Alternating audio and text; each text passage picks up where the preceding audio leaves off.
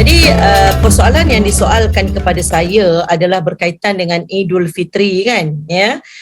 Jadi kalau Idul Fitri ni kita dekat Malaysia ni memang disambut secara besar-besaran, ya. Kalaulah masa saya belajar dekat Mesir dulu, apabila sambutan Ramadan itu yang lebih besar, ya, digantungkan lampu daripada bangunan ke bangunan, ya. Memang orang kata meriah sangat, ya, keadaan di Mesir ketika itu apabila nak menyambut Ramadan, ya. Dan apabila berakhirnya Ramadan, seolah-olah lampu tu ditutup, ya, hanya 2-3 sahaja lampu yang dipasang, ya. Tidak sebagaimana kita di Malaysia ni, sambutan Idul Fitri adalah besar-besaran, ya. Kalau kita tengok kalau perayaan, bukanlah perayaan, kita panggilkan macam adat kita lah, memasang panjut itu pada hujung-hujung Ramadan, ya kan. Dan seolah-olah macam kita nak menyambut Idul Fitri yang terlalu besar lah bagi kita kan.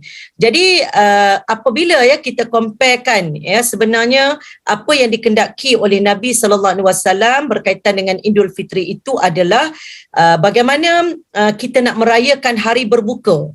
Berbuka kan.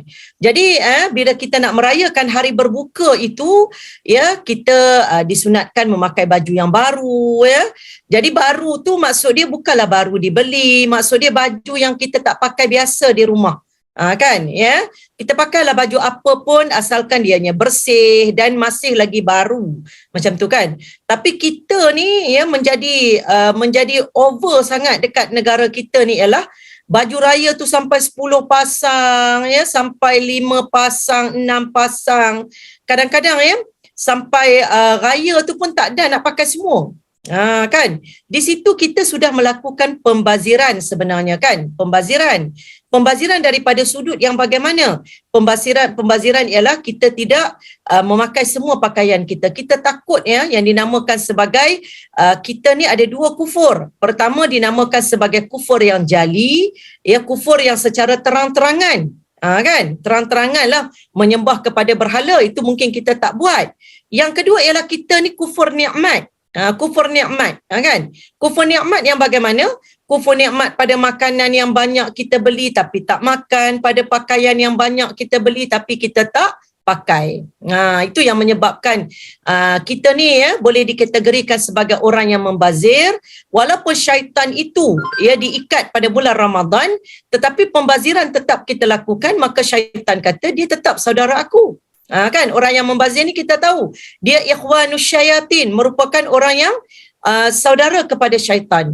Jadi sebab itu apabila nak menyambut kepada Idul Fitri itu, kita hendaklah ambil daripada sunnah Nabi SAW dan jangan terlalu berlebih-lebihan. Wallahu a'lam. Saya ada soalan. Ya. Dulu saya pernah dengar orang kata kalau kita takbir raya luar daripada hari raya tak boleh sebab kita macam menyiksa arwah hilang kubur. Macam itulah. Jadi betul ke? Dia sebenarnya itu hanya pendapat daripada orang ramai, ya. Cumanya kalau kita tengok perbezaan di antara Idul Fitri dan Idul Adha itu, Idul Fitri itu apabila kita mengetahui dan nampak anak bulan Syawal, maka hendaklah kita bertakbir, kan. Kita bertakbir raya lah, maksud dia ialah selepas daripada maghrib tu kita tahu, lepas berbuka tu kita mula takbir sampailah kita ni menunaikan solat Idul Fitri. Selepas daripada itu tidak digalakkan lagi untuk kita membacanya ataupun bertakbirlah, kan. Tak digalakkan lagi. Kan, jadi yang kata mayat akan terseksa lah, apalah, ya, itu hanyalah kata-kata yang tak berasas lah sebenarnya, kan. Jadi kalaulah sebagai seorang ibu, ya, sebagai seorang bapa, kita nak ajak anak kita cara bertakbir ni, tak salah untuk dia bertakbir luar daripada Idul Fitri atau selepas daripada hari raya, tak ada masalah. Dan apabila Idul Adha pula, kita disunatkan maghrib tu sampailah kepada hari-hari tasyrik. Kan 10 Zulhijjah tu, ya, kita pun yang dikatakan selepas daripada Idul Adha kita pun menyembelih. Kan 10, 11 masih lagi menyembelih, 12 masih lagi boleh, 13 masih lagi. Kan 14 masih lagi. Jadi maksud dia ialah Ya, 13 lah sampai 13 hari-hari tasyrik ya. 13. Jadi 10 sampai 13 ya hari-hari tasyrik itu maknanya kita masih lagi boleh bertakbir. Menunjukkan kegembiraan kita untuk menyambut Idul Adha. Apabila kita ni keluar untuk menunaikan solat menunaikan solat Idul Fitri, kita digalakkan pergi melalui jalan lain, balik melalui jalan lain. Itu sangat digalakkan pada kita lah ya, untuk mendapat sunnah Nabi sallallahu alaihi wasallam ya. Tak digalakkan kita pergi jalan tu balik jalan tu. Kan? Ya, kalau pergi tu jalan yang agak shortcut, balik tu agak jauh sikit lah. Tapi kalau masuk rumah pintu yang sama lah kan. Takkan kita nak masuk pintu yang lain, memang itu ya pintu kita keluar kan. Jadi tak salah lah untuk kita buat kan. Jadi pada hari Idul Fitri ni apa yang menjadi kebiasaan ya kita lah ya, apabila kita menunaikan Idul Fitri, alhamdulillah tak ada masalah. Kita pun mendengarlah Idul Fitri ni dia berbeza dengan sunat dengan sembahyang Jumaat, ialah kalau sembahyang Jumaat dia kena dengar khutbah dulu baru dia solat. Tapi Idul Fitri ni solat dulu baru dengar khutbah kan. Jadi persoalan pada kita ialah berapa ramai yang nak dengar khutbah tu kan. Kalau orang lelaki biasanya dia akan dengar lah, tapi biasanya dia akan bising sebelah orang perempuan, betul tak? Kan? Dengan dah buka telekungnya, dengan tunjuk tudungnya yang cantik, bajunya yang beling-beling ya, kan ya. Di situ akan bersembang, tambahan pula orang KL baru balik kampung ya. Di situ menimbulkan bising. Kita bukan dengar khutbah tu, sebaliknya kita bersembang di antara satu sama lain. Sampai pun kadang-kadang ya, Tok Imam khutbah tu pun ya, Tok khutbah tu, Tok Khatib tu sendiri pun menegur, bahagian perempuan tolong diam sikit. Ini antara yang perkara yang patut kita jagalah kan. Kemudian apabila kita balik daripada solat Idul Fitri tu, kita akan mula ziarah kan. Bila ziarah tu ya, biasanya kita akan melayan tetamu, layan sampailah waktu Zuhur kan. Maksudnya waktu Zuhur. Apabila waktu Zuhur, apa yang menjadi ya, kita tengok ya, sesuatu yang tak baik lah bagi kita sebagai seorang Muslim ialah melengahkan solat. Melengahkan solat. Kan? Alhamdulillah kita sudah duduk dalam tarbiyah Ramadan ya, dengan solat awalnya, zuhurnya, semayang awalnya, dengan asarnya, dengan awal kerana nak memasak. Subuh lagi lah kita kan. Bila kita sahur tu kita kan semayang subuh, semayang zuhur, semayang asar. Maghrib tu agak lewat sikit. Sebab itu kalau Rasulullah kebiasaannya baginda akan makan 3 biji kurma dan minum air sikit, Nabi akan solat maghrib. Kan selepas itulah baru Nabi akan makan yang selebihnya. Kita ni akan makan sampai penuh perut kita baru kita nak solat maghrib. Lepas tu kita pergi semayang tarawih dalam keadaan yang memang perut yang dah penuhnya, dengan tak laratnya, dengan letihnya. Kan? Ya, itu yang menjadikan kadang-kadang ya, pahala kita tu yang dikatakan ya, apabila dalam bulan Ramadan itu dia gemuk. Apabila sampai kepada waktu berbuka itu, dan banyaklah perkara-perkara makruh yang kita buat yang kadang-kadang boleh jatuh kepada haram. Kan? Ya, jadi di situ bila Idul Fitri tu ya, semayang lambat ya. Kemudian melayan tetamu kadang-kadang ya, sampai terlupa nak semayang. Masya-Allah. Ini ya suatu perkara yang memang ya menjadi satu keharaman bagi kita ya, apabila terlalu sangat ya menyambut Idul Fitri yang berlebih-lebihan sehingga melupakan suruhan kita kepada Allah Subhanahu Wa Taala. Jadi ya, perkara ni kita sebagai orang yang beriman janganlah buat ya, dan hendaklah kita jadi orang yang sentiasa ya istiqamah dalam menunaikan solat di awal waktu ya. Wallahu a'lam. Assalamualaikum Ustazah. Ya, saya. Saya dah Yasmin. amalan melawat kubur waktu Aidilfitri ni tu kira Nabi pernah buat ataupun tu hanya amalan masyarakat kita sekarang? Ya. Dia sebenarnya adalah amalan masyarakat kita sahaja ya. Sebenarnya menziarahi kubur itu kalau kita tengok dalam kaedah usul fiqh, dia adalah dulunya memang ya pada awalnya ya memangnya Nabi SAW adalah dilarang ya menziarahi kubur, sebab kebiasaan orang-orang Arab ini apabila mereka menziarahi kubur, mereka akan orang kata menangis-nangis, mengoyak pakaian mereka, memukul diri mereka dengan kayu, dengan lidi, dengan pokok, dengan apa-apa sahajalah mereka akan pukul diri mereka. Jadi ini cara orang-orang Arab jahiliyah menyambut kematian ataupun mereka menerima kematian. Ya, sebab itu pada awalnya Nabi pun dilarang untuk menziarahi kubur. Dan akhirnya Nabi SAW dan ibunya menziarahi kubur ayahnya di Madinah. Kan? Dan akhirnya harus untuk kita menziarahi kubur bagi mengingatkan diri kita kepada kematian. Kan? Jadi ya, apabila kita menghadirkan diri ya ke kubur ni biasanya menjadi satu adat lah. Adat kita tengok ya, adat kebiasaan masyarakat kita, uruf dan adah bagi masyarakat kita ni, apabila selesai daripada solat Idul Fitri, kita akan pergi ziarah kubur. Kalaulah kita anggap itu je masa untuk kita pergi, kerana kita balik daripada kampung ya, kampung yang jauh contohnya, pada masa itu yang bolehnya kita ziarah kubur, tak ada masalah. Tapi kalau kita menjadikan satu perkara yang wajib ziarah kubur, siapa yang tak ziarah kubur mak ayah dia akan menangis. Ya, mak ayah dia kan, ini adalah salah. Ini pendapat yang salah. Kan? Jadi ziarah kubur tu ziarahlah pada bila masa yang kita nak pergi, ya. Sebenarnya ya, menziarahi kubur ini ya, di situ kita nak baca ayat Quran ke contohnya, terpulanglah pada kita. Tapi sebenarnya membaca ayat Quran di rumah pun boleh sampai kepada si mati, kan? Dia ya, doa anak yang soleh ni, iza mata bnu Adam, bila mati anak Adam, in qata'a amaluhu illa min salas, terputus hubungan dia dengan dunia melainkan 3 perkara. Pertama, sadaqatin jariyatin, sedekah jariah. Kedua, ilmin yuntafa'u bih, ilmu yang boleh bagi manfaat. Ketiga, waladin salihin yad'ulah, anak soleh yang mendoakan. Jadi maknanya ya, 3 perkara tu. Jadi kalau kita tengok dalam 3 perkara tu, Nabi kata tak adalah sampai kita kena menziarahi kubur untuk menunjukkan sayang kita kepada ibu bapa kita.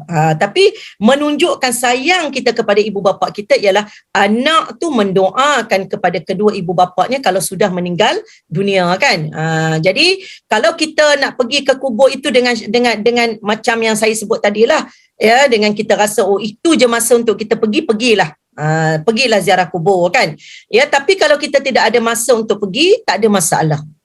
Kan ya, sebab memanglah ya, menziarahi kubur ni kalau pergi dalam keadaan berwangi-wangian ya, pergi dengan keadaan melawanya. Biasa kita raya kita akan pakailah semua make up dengan bibir merahnya, lepas tu pergi situ dengan gelak ketawanya.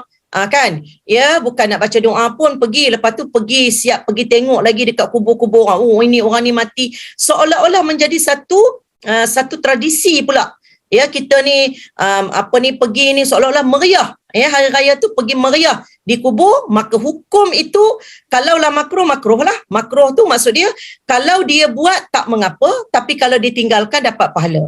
Yang takutnya dia jatuh jadi haram. Kan, haram tu mungkin akan bercampur dengan teriak tangis ya, kemudian menangisnya dengan merobok-ngobok-ngoboknya, orang Perak katalah menyebut-nyebutkan ya kesalahan si mati ke kebaikan si mati ke contohnya ya. Itu kalau sampai keadaan yang begitu, mungkin kita kata boleh jadi haram ya. Bila jadi haram tu, kalau buat dapat dosa, kalau tinggalkan dapat pahala. Wallahu a'lam. Kalau kita raya kan, mungkin kita balik kampung kan. Lepas tu kan kita balik dalam kampung, kita jumpalah saudara mara semua kan. Lepas tu kan kadang-kadang mak pak saudara, atuk nenek kan kadang-kadang selalu tanya kita bila nak kahwin lah, bila nak apa tu kan. Yelah, dia orang nak ajak bersembang kan. Tapi kadang-kadang orang muda ni banyak yang macam ni ada orang rimas lah dengan soalan tu. Lepas tu dia orang buat lah dekat Twitter macam mana nak counter orang tua bila dia orang tanya macam tu. So macam sedikit tidak beradab lah konteks tu. Mungkin Ustazah ada nasihat untuk anak-anak muda yang macam ni. Ya, biasalah ya. Jadi dia sebenarnya anak muda ni dia kena hormatlah orang tua-tua ya. Kalau adat kebiasaannya, kerana orang tua ni makan garam banyak. Sebab tu orang tua ni banyak yang darah tinggi ya. Dia makan garam banyak daripada orang muda ya. Tapi kita sebagai orang muda lah, kalau saya bukan kita lah ya, kalau anak-anak ni ya, kena hormatlah orang tua. Jadi orang tua ni dia akan bertanya kita seperti mana mak ayah kita lah. Kan bila kamu nak kahwin ya, kalau dah ada, kamu nak kahwin dengan siapa, apa kerja tunang kamu, lawa ke tidak kan, berapa hantaran kamu ya. Itu memang kita kata adat kebiasaan lah dalam menjadi manusia ni kan. Bukan sekadar kita kata bangsa kita ataupun kaum kita orang Melayu, tapi bagi semua kaum macam tu lah. Apabila dia nak memulakan bicara, memulakan cakap lah kan ya. Kalau yang belum kahwin akan ditanya bila dah kahwin. Kalau dah kahwin dia akan tanya bila nak dapat anak. Kalau dah dapat anak, bila anak nak sekolah. Bila nak sekolah, bila anak nak masuk universiti. Kan? Kemudian bila dah anak besar, dia tanya pula bila nak dapat menantu. Kan? Ya, kemudian bila dah menantu, bila nak dapat cucu. Bila dapat cucu, kan? Bila nak dapat cicit. Itulah resam hidup kita manusia. Kan? Kita akan bertanya dalam soal harta yang paling dekat dengan kita adalah anak. Orang kalau kita jumpa, dia tak pernah tanya pun pada kita, ya, berapa duit dalam bank ya, dah banyak ke duit kamu dalam bank. Kalau orang tu tanya kita bab itu, kita mesti akan ini scammer ke ni kan, nak tanya duit kita. Masya Allah kan. Jadi sebagai orang muda, maknanya ya dia layanlah kita kata mak-mak saudara kita, pak-pak saudara kita kan. Jadi apa salahnya kalau kita berlapang dada ya untuk menjawab soalan mereka ya. Jangan tarik muka 14 ke ya. Saya pun adalah ibu saudara kan, yang kadang-kadang bila jumpa dengan anak saudara, kita nak memulakan ucapan, memulakan bicara tu, memulakan cakap tu, kadang-kadang nak tanya apa ya, macam tu lah. Ya, jadi kepada Fatin, Yasmin, Sharlin dengan Syakilah ni ya, saya nasihatkan supaya layanilah orang-orang tua ni. Mereka sangat suka ya kalau orang muda ni yang ramah. Ya kan? Kita ni kalau tengok dia dah tarik muka, malas lah nak tanya. Kan? Jadi kita jagalah hablum minan nas tu, hubungan kita dengan manusia tu. Kan? Kita jumpa dah bermaaf-maafan dah. Dia dah bagi kita dah RM20 ke RM10 ke kan? Lepas tu belakang kita mengumpat balik dia. Kan dah jadi dosa pula. Bila pula nak minta maaf? Tahun depan. Itu kalau umur panjang lah. Kan ya, jadi berlapang dada lah kita ni duduk. Dan satu lagi apa yang saya nak pesan ya, apabila kita sudah berjumpa face to face, tinggalkanlah alamanya. Kan handphone tu tinggal sekejap. Kita dah lama dah duduk dengan handphone tu.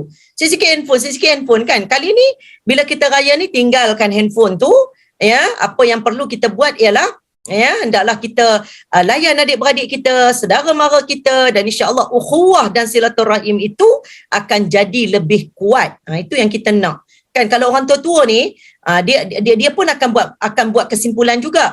Oh, anak si fulan tu okeylah, lembutnya ya Allah, baiknya, melayan kita, mau menyembang. Lepas tu dia akan buat pula kesimpulan anak si fulan lain. Anak si fulan ni sombongnya, tanya sikit udah marah. Kan?